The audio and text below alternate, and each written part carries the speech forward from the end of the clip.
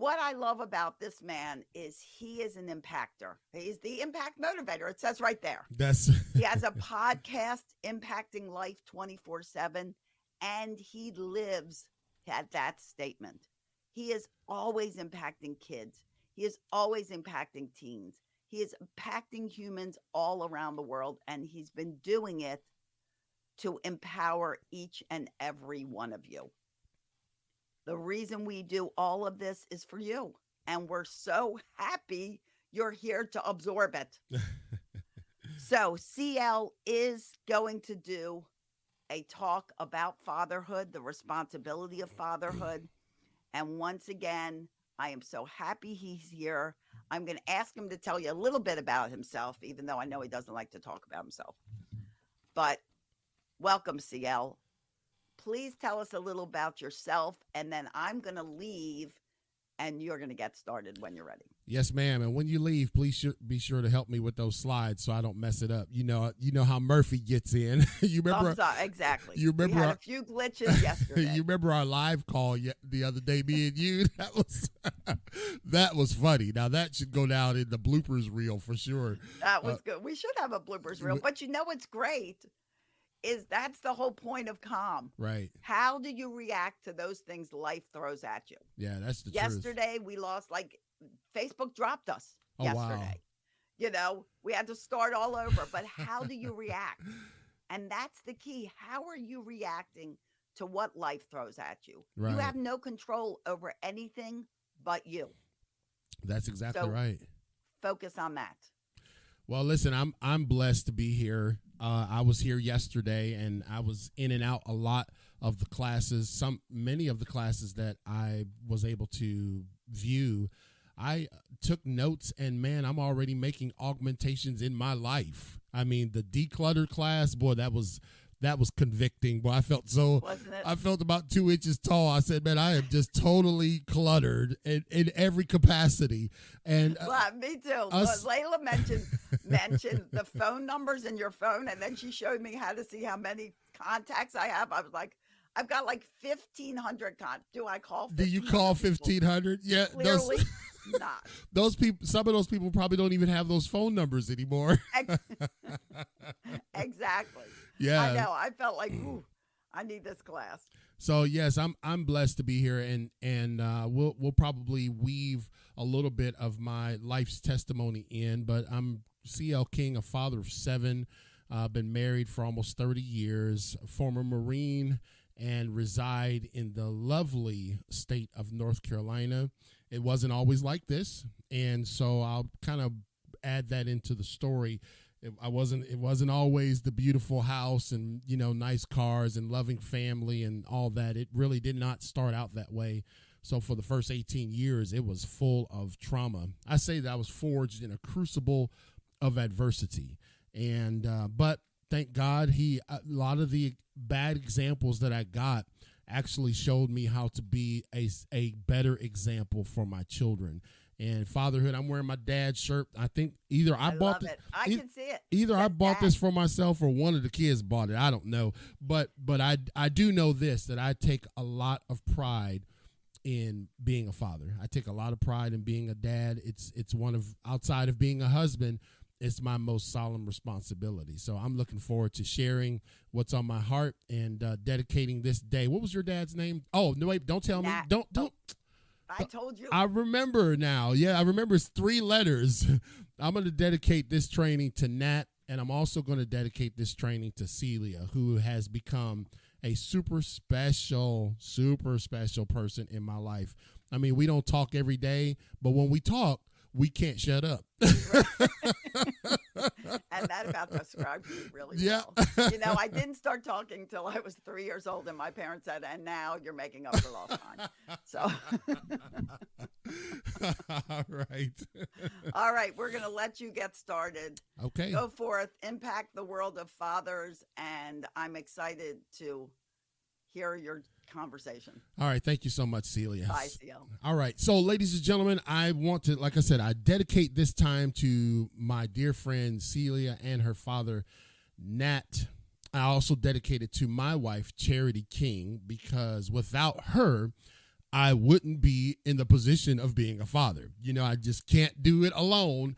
And so she has blessed me with 6 of our 7 children, and it has been a 30-year ride of, I would love to say bliss, but it has been a 30-year ride of learning, of adjusting. I recognize that, and I know Celia will talk about this, but parenting is not an autopilot endeavor. You have to realize that as turbulence comes, you have to make adjustments.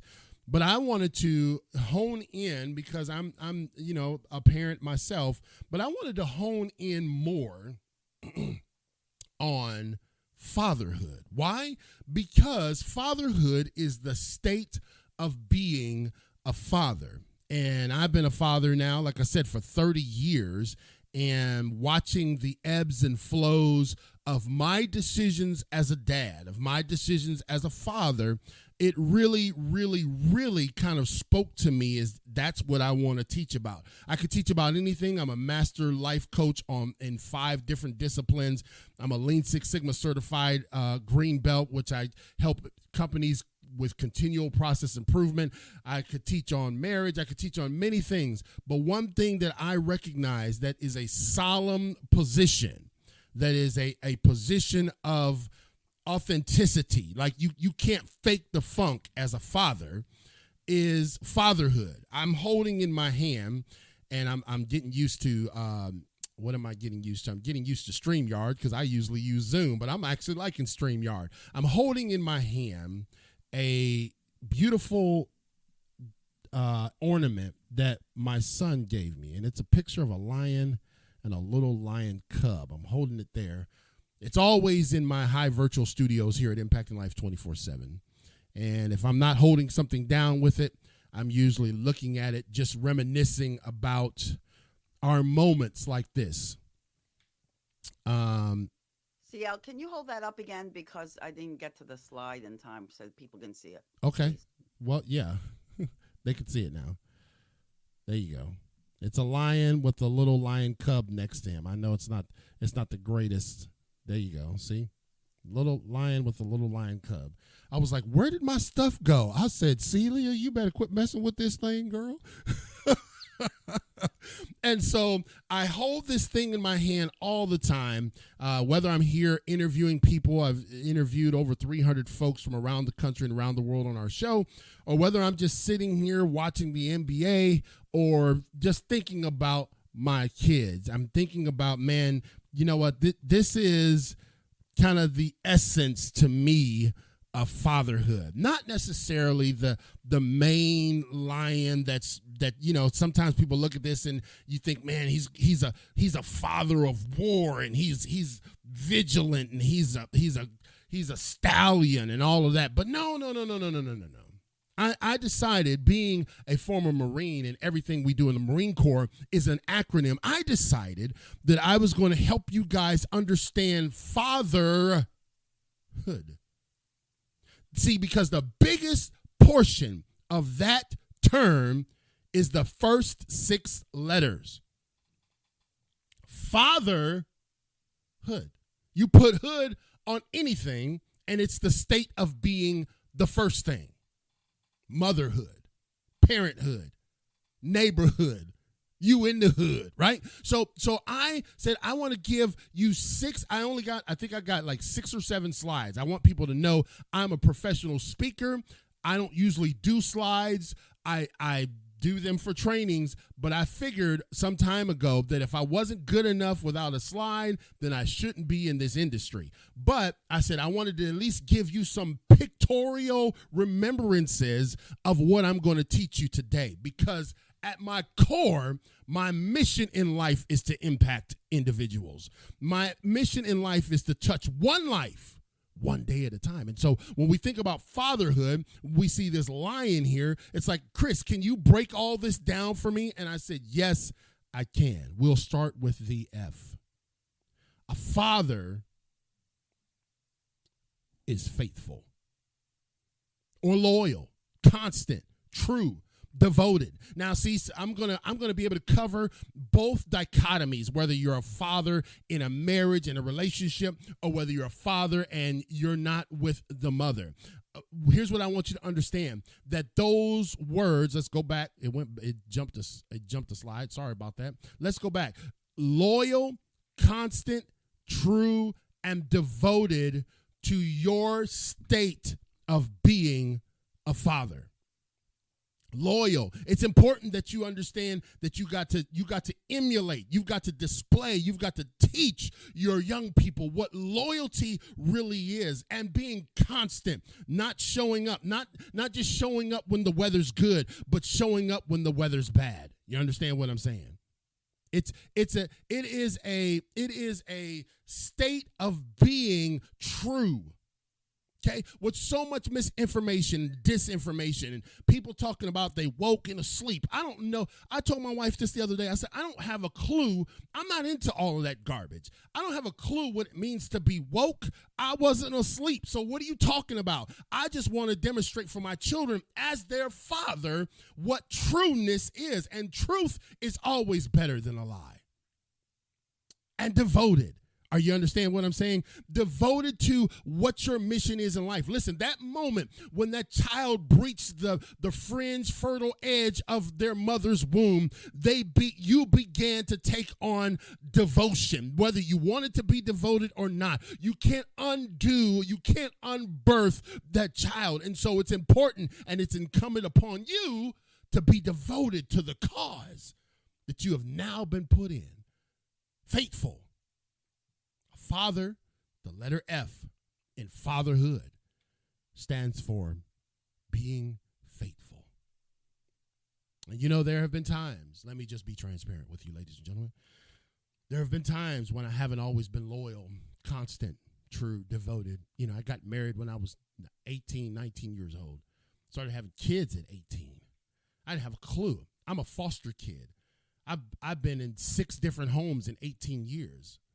I was bounced around from several group homes, lived on the streets of Cleveland homeless for 6 months. I didn't understand what being loyal and constant was. I didn't know how to balance a checkbook when I got married. Nobody taught me that. I'm a kid from the streets, from the hood. My father filled up the bathroom tub and held my head under the water, trying to take my life away. I didn't understand what loyalty and constant meant. I didn't have an example in my life of really what trueness and devotion meant. So I haven't always mastered these things. And as I was up in the wee hours of this morning, somewhere around 3:15, I realized that I'm speaking not just to men and fathers across the country and around the world. I'm speaking to me. Because you know what? Though Nat may have been a yeller, and though Nat may have had a short fuse, just in the little bit I know about him, I knew that he was loyal. 70 plus years of marriage. I knew that he was constant. Getting up and going to work every day. Imagine that. I knew that he was true. Had one wife and no sweethearts. And I knew that he was devoted. Took care of his babies in the midst of difficult times. The next letter, think about it in an acronym format, is A. A father should assure his children. A father should reassure, or convince, or persuade, or guarantee, or promise. Those are some pretty heavy and weighty words, aren't they, ladies and gentlemen? What is a father supposed to do? They are supposed to assure their children that it's going to work. They're supposed to assure their children that it's going to be okay. You got to convince them that, hey, listen, though this world may be upside down, you're still standing on top of it. You've got to convince them. You've got to guarantee, like, listen, I want you to know that as long as you have breath, you've got hope. You understand? As long, my son the other night, it was an epic baseball game. I cancel my schedules, my speaking engagements, my podcast. I cancel them when my son's games are close. I can travel to them. I go to his games. His mother and I, we go. Just like we went to band for Chris, just like we went to music for Mariah, just like we went to choir for Christina Lee, just like we went to baseball for Cameron, just like we go to our kids' stuff. That's just important, right? And he was up. It was 2 outs. There was runners on first and third, and the score was 7-8. We were down by 1, and Jeremiah is at the plate. Jeremiah is my youngest son. And I was at a sleep study, so my wife had me on FaceTime screaming at the top of my lungs, son, crank that ball. You can do it. You can do it. You can. Everybody's screaming. It's an epic battle between 2 high schools, and here's Jeremiah. He's down now, 2 strikes. We said, man, you can do it. And guess what? The dude watched as the 3rd strike was called. Now, we could tell him, man, you just dropped the ball. You that's not reassuring. I told him, listen, I want you to understand that I make a promise to you, brother, that when you in that situation again, we're going to cheer just as loud. And though you might have struck out, there's going to be another opportunity for you to swing that bat. See, fathers got to assure their children, because this world, that society wants to make them think that they can't, or society wants to make them think that it's impossible. And here's what, as the impact motivator, could you imagine me as your dad? That's absolutely not going to be a part of the conversation. The A in fatherhood is assure. Assure your kids that the pathway that they're on, even if they have stumbles, assure them, guarantee them, promise them that it's going to be all right. I wish, ladies and gentlemen, I sit here trying to fight back emotions. I wish that I could have heard some assurance from my father. Now, I heard assurance from my last foster father, for sure. But there's nothing like it. There's nothing like hearing it from your father. So we have to make sure that with all the doubt in the world, assure them that they're going to make it. Huh? You feeling that? The next thing, the T in fatherhood, is being temperate, having temperance. And guess what that means? Moderation or voluntary self-restraint. I didn't always have this as a father. Never beat my kids, never abused them, never held them under the tub, even though I saw that as examples from both my mother and father. Never physically abused them, never sexually abused them. I didn't do any of that stuff. But I was a former Marine, and I was intense. Are you following what I'm saying? So there were times when Dad raised the roof from time to time. There were times when some furniture got moved around, if you're following what I'm saying. Are you feeling me, right? And I realized that over the years, I was wrong.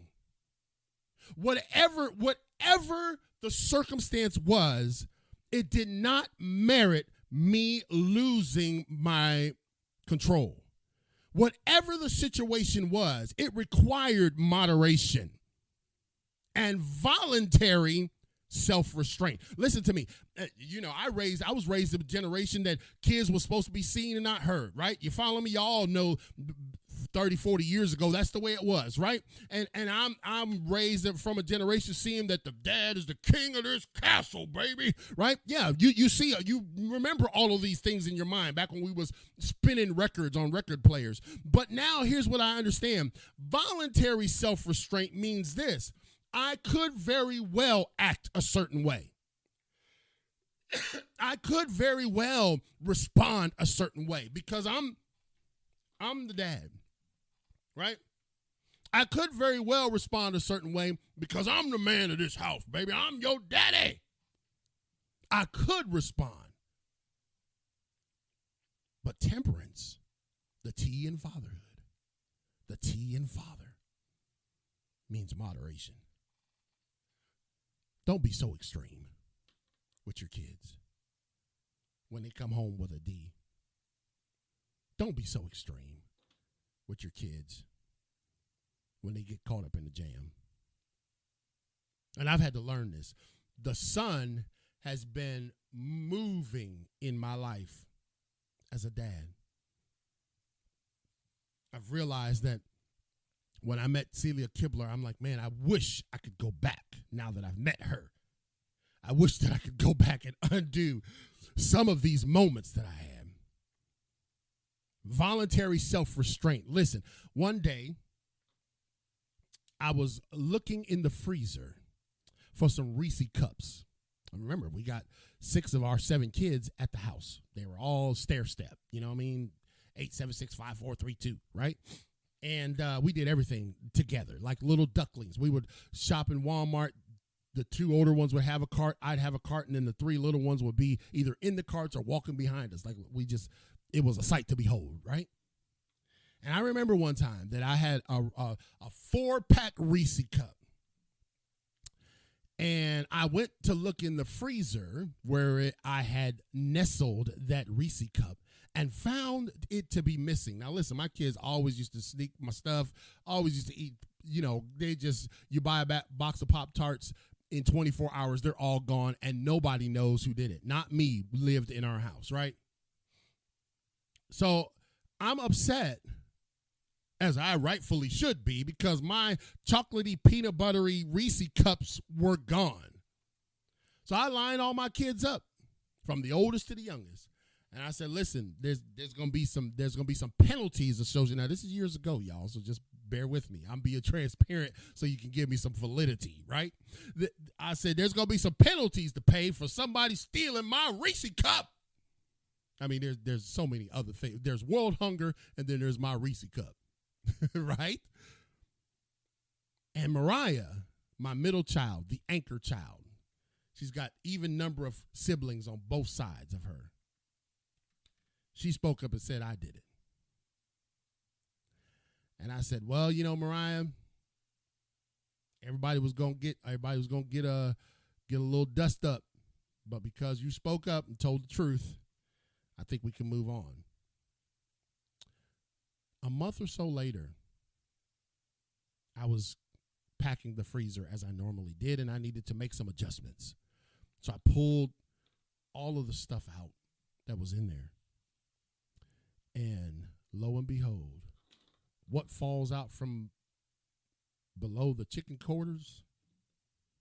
A 4-pack of Reese's.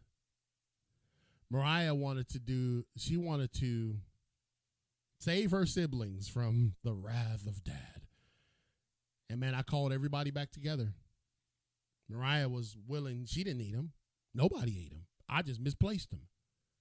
And I called everybody back. I'm glad I had restraint that day. I'm glad I didn't totally lose my mind. I'm glad I didn't punish anybody.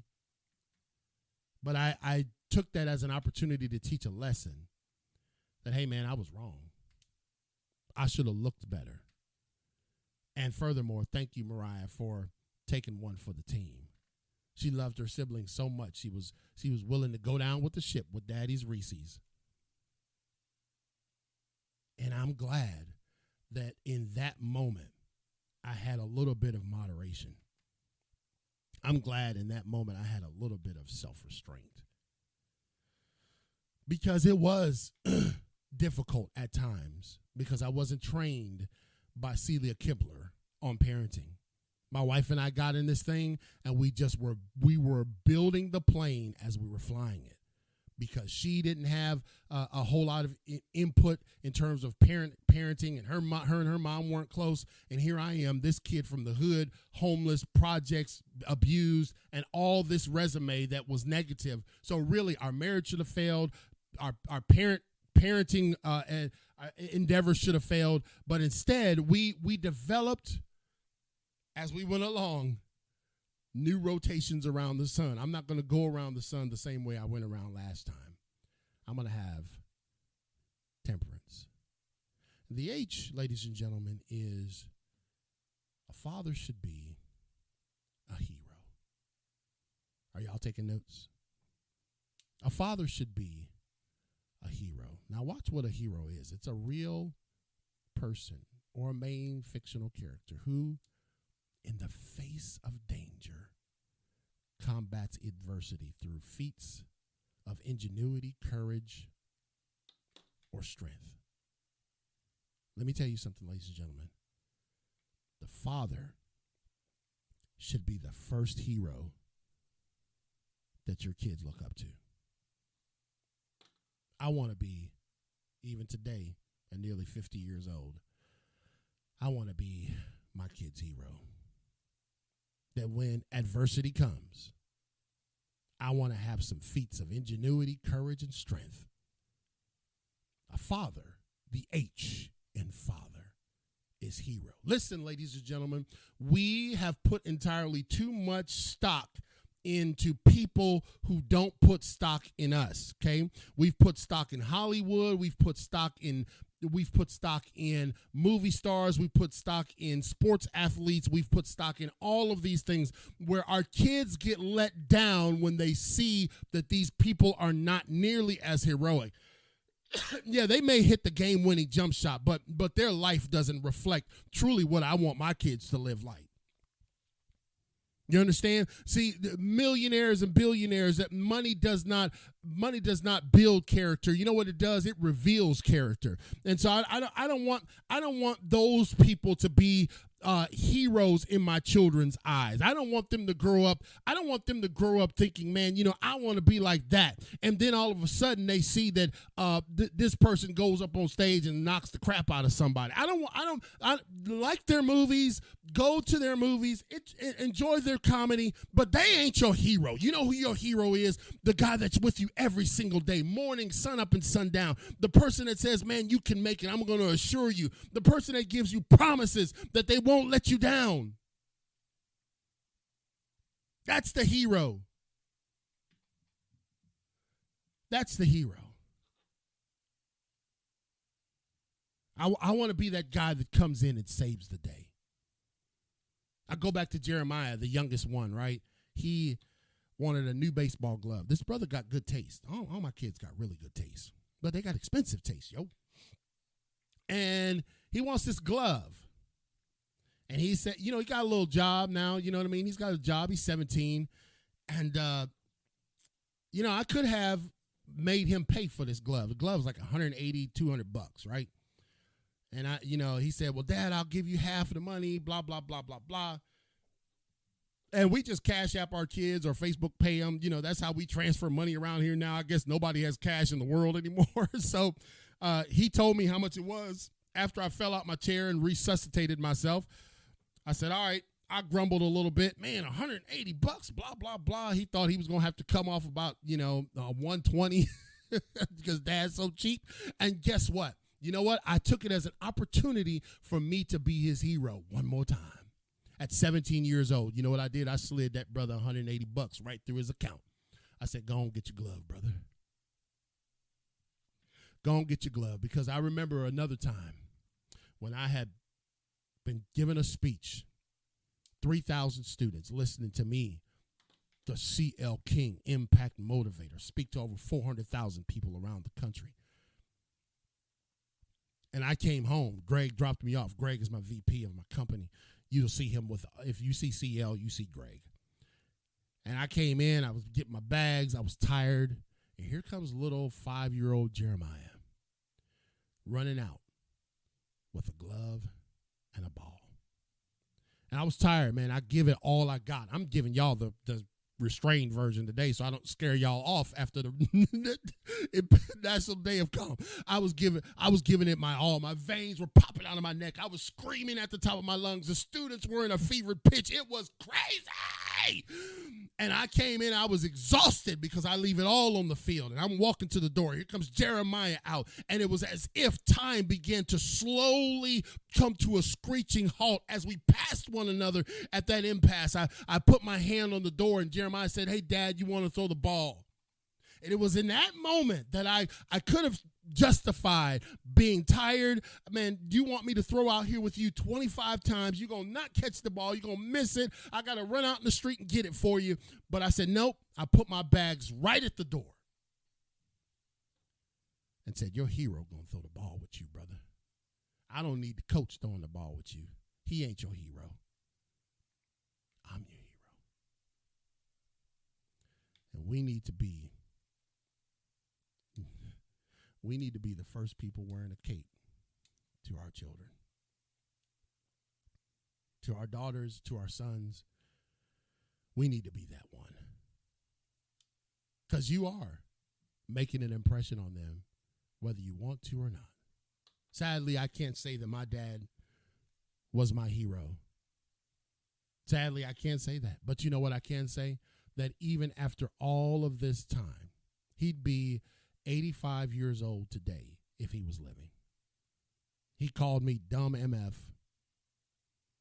beat the crap out of me, slapped me all kind of crazy ways, beat my mom with crutches, was a drunk womanizer. But let me tell you something. I still, at nearly 50 years old, wish he was here so he could see how I turned out.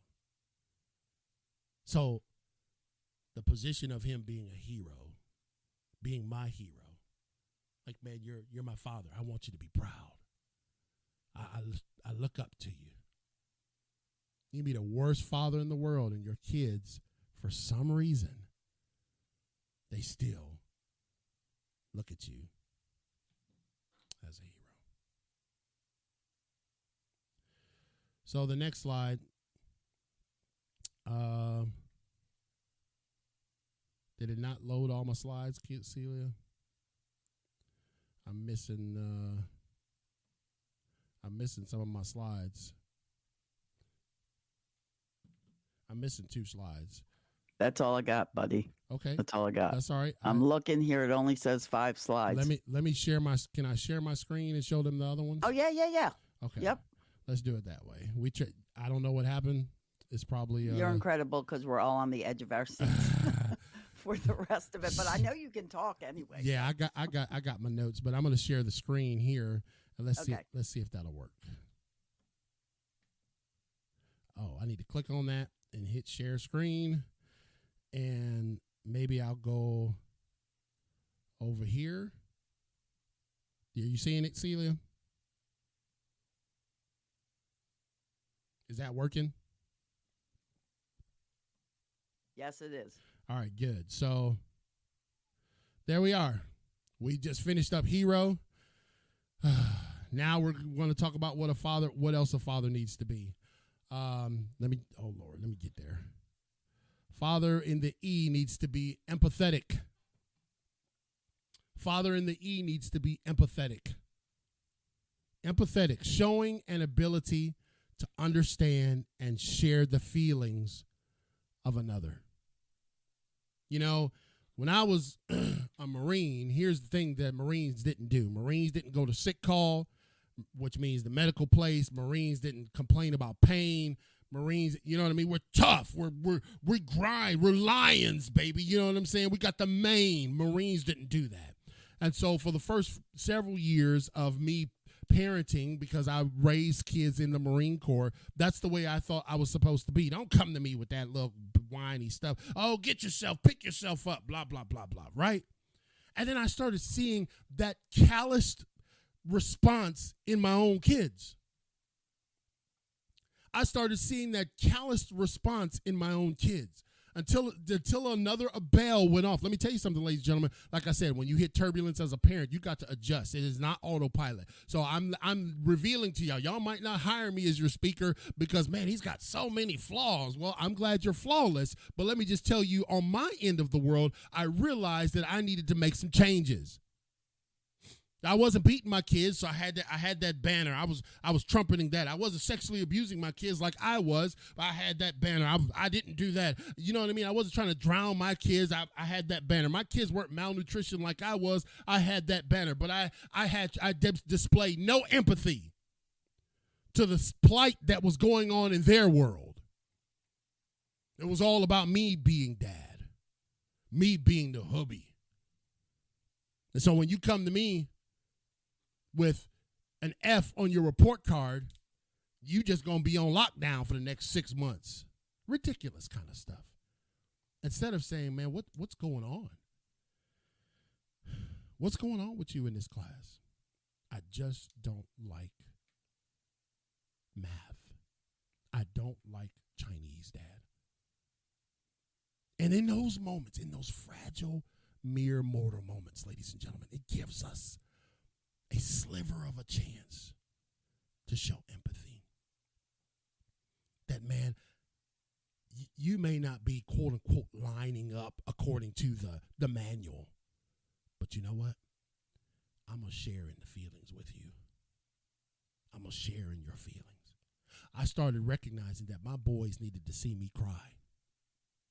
When they fell short or when something happened to them that disappointed them, I didn't need to be Mr. Drill Instructor, campaign cover, black boot wearing Marine. You know what I needed to be? I needed to be an empathetic dad. You know that? And what our world has a void of is empathy. I wish I had been more empathetic to my children. I wish I had displayed in those moments where they fell short, or those moments when they were hurting, or those moments when they were in their feelings. I wish I had displayed more empathy. I taught my son, the guy who gave me this beautiful lion ornament, I taught him from the time he was 2 years old. I taught him, hey man, I knew he was a drummer. I was a former drummer. And he was banging on everything when he was a young kid with the wooden spoons. Y'all remember having the wooden spoons in the house? And Chris banged on everything. So I said, this boy going to be a drummer. All of my kids have unique talents. They're all different. And I just knew that was what was going to be his thing. And Chris learned how to play the drums, bought him his first drum set, bought him his second drum set. The dude, he plays for the United States Army now. He is a professional drummer. But man, if I could go back to some of those sessions that we were in the studio together, when he would start crying because I was being so hard. Greg calls me Joe Jackson sometimes. I knew he was so good, but I didn't have empathy, man. Like, dude, let the kid go. Let him go outside and play. You know? Or when he breaks down and start crying because you got on him about missing the wrong rhythm, you might need to capture that moment and fix it. So all throughout the years, man, I was readjusting my life because I knew that empathy was important as a father. Because your kids are not going to always measure up. And their feelings are not going to always be your feelings. And if you can't demonstrate as a dad, you can't demonstrate as a father that you understand and share the feelings of that one that you brought into the world, then they will repeat the same non-empathetic approaches in their life. See, I was raised in foster homes and group homes. I was raised by cold, hard, callous people in group homes. You know, they're paid to take care of you. I was around guys that was molesting each other and smoking dope. It was I am not, you got to get my book. It's coming out July 24th. Who Ate My Brownie? I am not exaggerating. I was forged in a crucible of adversity. So when I came into parenthood, I was hardened, man. You know, I knew I didn't want to do certain things to my children. I knew I didn't want to let them experience some of the same garbage that I had to experience. I knew I was not going to let that happen. But man, because of my tough Marine Corps outer exterior, I forgot that they were people with emotions and kids with feelings. As a father, you need to be empathetic. Let them see that you see that their feelings matter. And to this day, ladies and gentlemen, I'm still working on that. Working on it with adults now. Celia says you're not raising children. You're raising adults. And man, if God doesn't give us the privilege of going backwards, but sure enough, I'm doing better going forward. And though my kids still stumble as grown adults, I try to display for them the empathy needed so that they know that they can still get back up. You can fall 70 times. We're going to get back up all 70. A father is resilient. A father is resilient. I I don't rehearse my speeches. In fact, I don't even put them together until the night of, because I want it to be so fresh. If I'm giving you new content, I don't want nobody else to have heard it, even myself, and I'm the one who created it. Like I said, I put this all together at 3 a.m. this morning. I've been meditating on this topic since Celia asked me to be a part of it. But I said, man, it's got to be in my spirit. It's got to be in my soul. This has got to erupt. I've got to deliver something that will impact someone's life. I got to say something tomorrow that maybe a dad or a father's looking at me and he's feeling like a failure. If we could just give him 6 little simple keys to turn things around, how could he impact that life that's looking up to him now? Resilient. Another transparent moment, if you'll allow me to. I'm probably the biggest failure you'll ever meet. People sing my praises, right? They invite me to their international meetings, pay big dollars to hear me speak, and wax poetic about how to overcome adversity. But man, some days I feel like an absolute failure for the shortcomings in my life. But one thing that I can say that a father can be is resilient, flexible, pliable, supple, durable. That man, they resist resistance. And when I remember the time, we'll talk about resilience. Like I said, I got a few minutes. I remember the time when I was we were living in a single wide trailer that had possums like up under it, in it, and behind it. It was an absolute, oh my gosh, 6 kids in a single wide trailer. It was roasting in the summer, freezing in the winter. I think there was icicles in the house. I mean, this is before I became, a multimillionaire that I am now. So when one time, we're in this trailer. And Charity and I we didn't know about money management. Nobody taught us. Nobody sat us down. We just made some dumb financial decisions. And we had went and bought this gold Dodge Caravan. It was pretty, y'all. Gold Dodge Caravan. It might have been 1997. Went and bought this gold. I mean, I was out there shining it up at the car wash place every weekend. But the only thing that I was neglecting to do was when those window pane envelopes showed up, I just was throwing them in the trash, like for the payment. I didn't know that was actually a thing. Man, we done went out to dinner 3 or 4 times this week. I mean, we done went and bought the kids something. We done went down to Jungle Land. And I don't have that payment, so I guess we'll just keep on rolling. Until one day, I heard the unique sound of a diesel blip, blip, blip, blip, blip, blip, blip, blip, backing up into front of my single wide trailer with possums, with my shiny, nicely spotless rims gold van, and homeboy jacked that thing up on that truck and said, "Would you like to get your belongings out of it?" We were $1,600 behind. And I watched as my kids stood on that little rotting porch as I had to go and get their belongings out of that gold van. The guy drove off to the sunset. And that could have been a moment. It felt like, see, King, I knew you couldn't make it. Knew you was just a foster kid. Knew you was just a homeless brat. Didn't know how to raise a family. And so I went to a buy here, pay here place, y'all.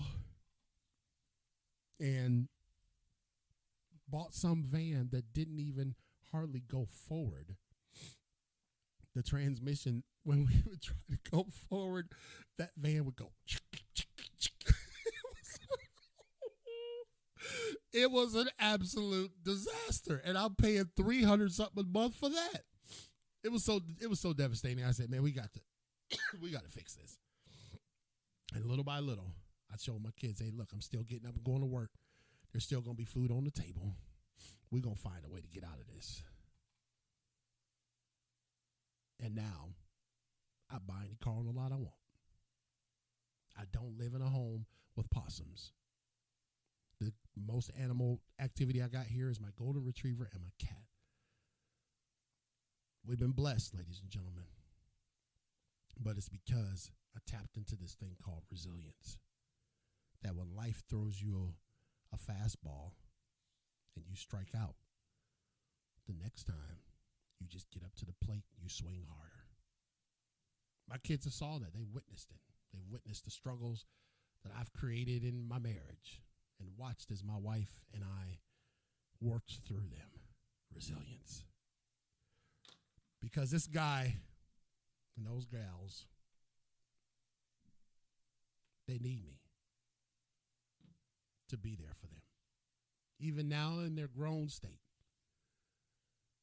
we have showed them that mom and dad stuck through it when she could have had, by all accounts, reason to leave.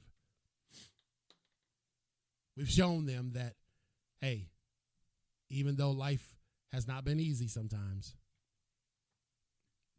you can make it. No matter the adversity, you still can make it. So that's fatherhood, ladies and gentlemen. Fatherhood.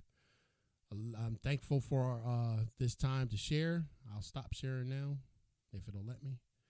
And I'm thankful for this time that I was able to be with y'all. Thank you, Celia, for giving me the microphone for a few hours. I hope I haven't ran off anybody. And You haven't ran off anybody. And CL, I know it was just riveting. It was beyond great. You, my father would have loved it. And I'm so grateful for you being a part of this day, all the hard work that you've done, and creating that presentation was top notch, incredible, and super impactful.